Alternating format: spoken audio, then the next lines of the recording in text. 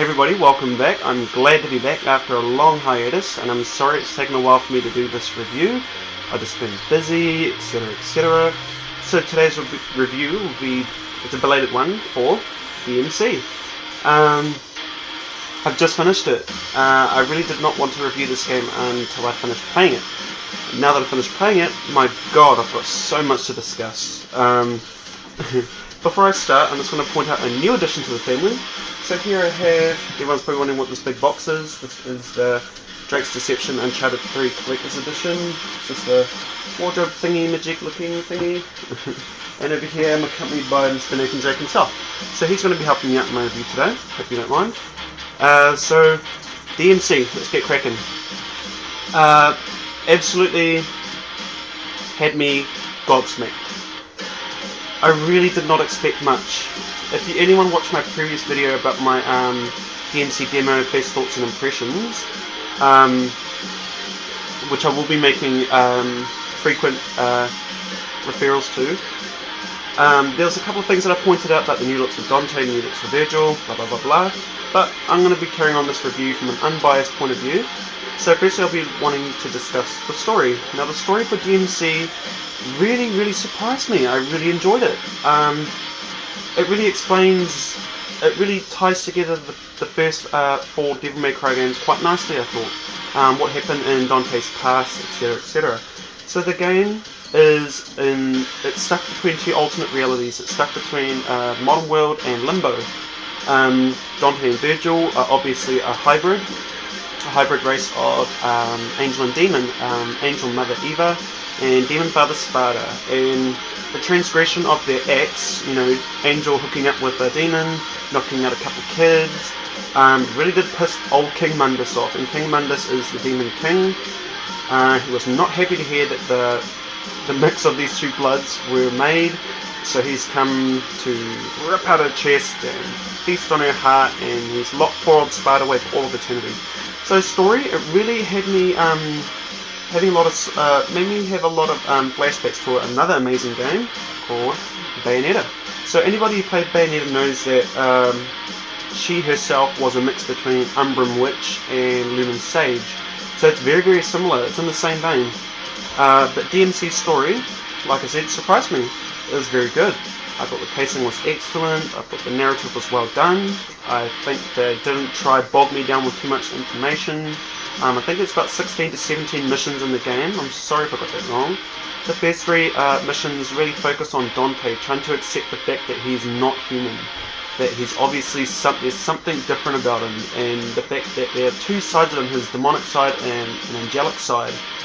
And I really do think that Ninja Theory wasted no time trying to flesh out his character, as well as Vergil, because everybody knows from DmC 3 that there was a lot of civil rivalry going on there. So I really think they didn't waste any time whatsoever trying to flesh out these characters, and you really get to see where Vergil was falling through the cracks. There's a part in the game where Dante and Vergil don't agree on something, and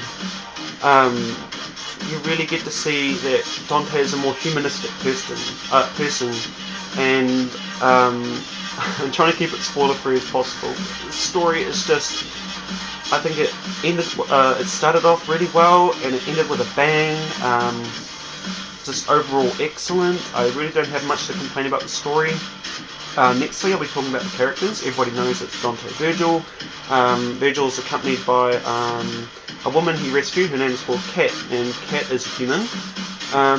And she opens up rift gates to limbo, because limbo is alternate reality here. So sometimes they're stuck in limbo, sometimes they're in the modern world. So Cat is I thought she was such a good character. She brought some much needed heart to the story. She brought out a lot of humanistic qualities about Dante, because if you play the game, you can obviously tell Dante has a lot of feelings for her. He really cares about her and stuff like that. And Vergil kind of sees things differently. He's kind of, you know, everybody knows he leaned more towards his father's demonic side, and you know, Dante's more of a cool guy. You know, he took the good side. So characters are really well done. I did like Cat. King Mundus is a good villain. I thought his boss fight was a little bit anticlimactic. That's just nitpicky stuff. That's just me. The boss battles are grand, grotesque. I really like Mundus's bitch, or whore that is they call her. She's a really distorted looking woman. She's like wearing this pink rubber suit, and it looks like she's had botched plastic surgery, and her boss fight is amazing. All the boss fights were amazing. The final boss fight, whew, wow. I think I'm going to remember that boss fight for a very long time. I'm not going to say who, but it had me going, oh my god. Hey, I remember that move. Where did I see that move from? I saw it on a particular game. Oh shit. Hey, wait, I thought I just beat him.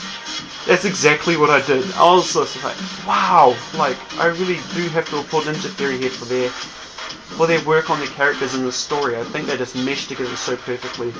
I'm gushing about the game.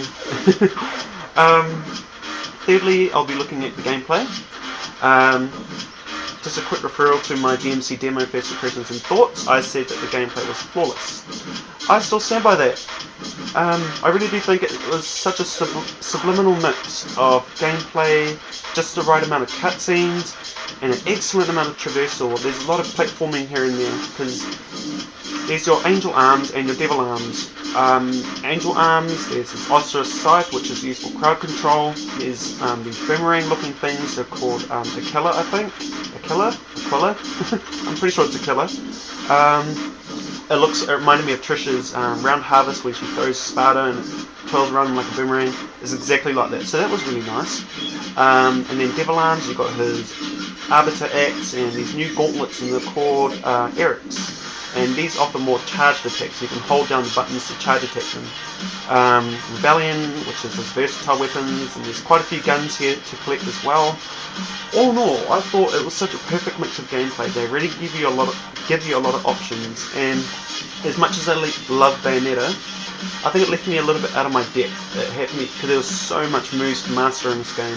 But DmC really made it a lot more manageable. It didn't bog me down with too much options. Like, there's always moves at the back of my head. I'll be like, oh yeah, I'm going to change this move to that move and do this and finish it off with that.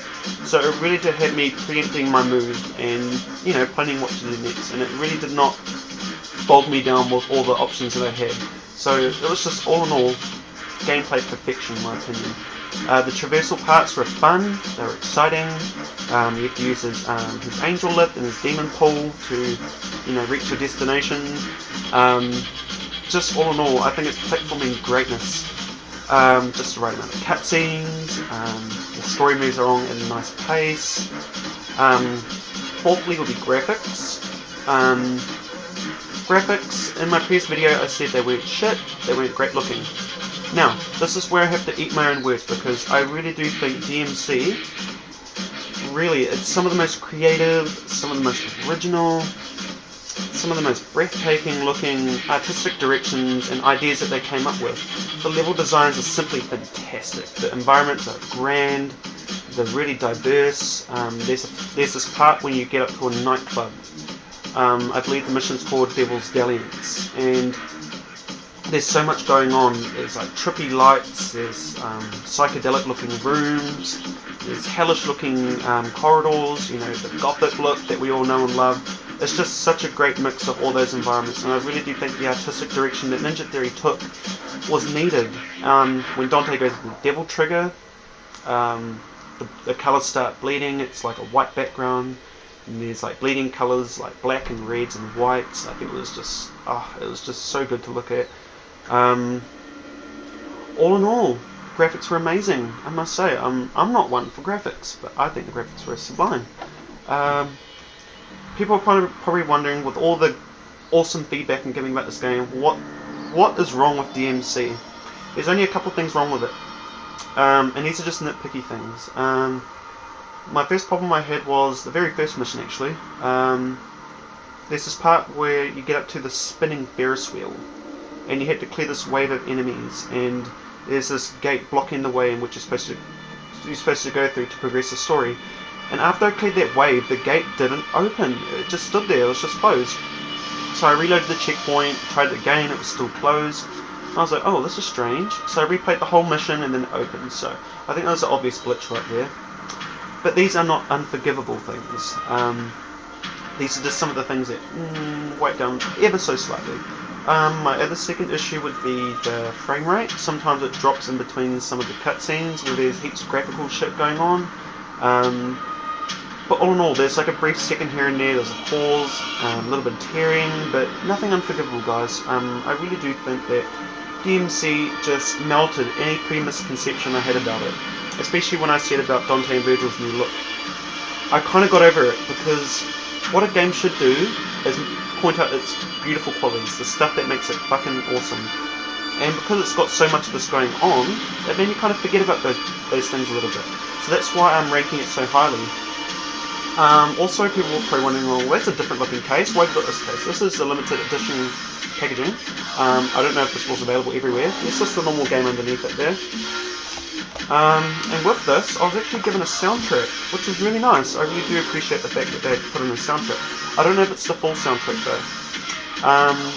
So there's a lot of track selections here, like the boss fight themes. The group here is called Combi Christ, I think. Combi Christ, is it there? Combi Christ. Perfect mix of heavy metal, bit of death metal, a bit of dub and trance there. You know, something you'll hear at a typical rave. All in all, I love it. I've got it on my phone and my iPod, and I'm listening to it on the daily, and I absolutely love it. It's just pumping, high kinetic energy, just awesomeness. So, final thoughts. Should you pick up DmC? Oh, let's put this back in its packaging. I like this packaging.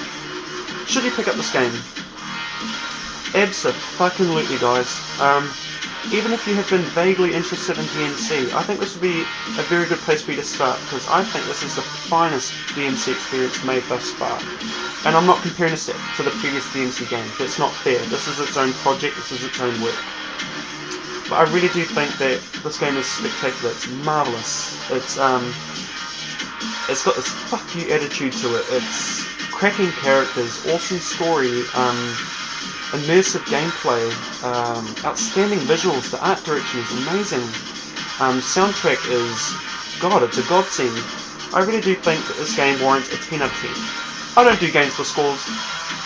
I don't give scores for games. I think this warrants a 10 out of 10. From my own experience, I really did love the shit out of it. So yes, thank you for watching my review. I hope you liked it. If you agree, disagree with anything I say, I can take a hint. You can leave that in the comment section below. I don't know what the critical reception like is for this game thus far. I've not read anything about it. I did not want anything to sway my own opinion. So I might be reading something else to see what other people think about it, because I think it's absolutely awesome. I'm all over it. I'm just raving on and on and on about it. So my next video will hopefully be coming up soon. I might be doing a video about my Drake's Deception Uncharted 3 packaging, this edition that I got, so I might be discussing that in that video. So I hope you guys like the review, and hope to see you in my next video. Yep!